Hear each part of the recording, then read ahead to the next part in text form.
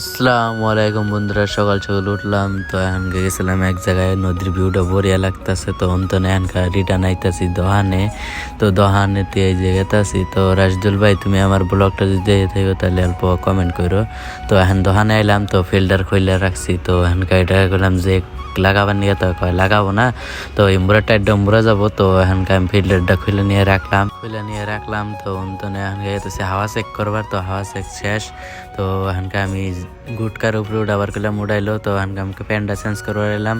তো pant change করা শেষ। তো এখানকার বাইরে যাই, ভিতরে ঢুকমু, ঢুকে জেকটা উড়ামু। তো জেক উঠাতে সে খাটনি লাগে, তো জেকটা উড়ানি শেষ। তো এখানকার অন্তনে বাইরে হেরে। তো এখানকার মেশিন নিয়ে যাবো, নিয়ে যায় নাটটির থুইলাম মেশিনটা।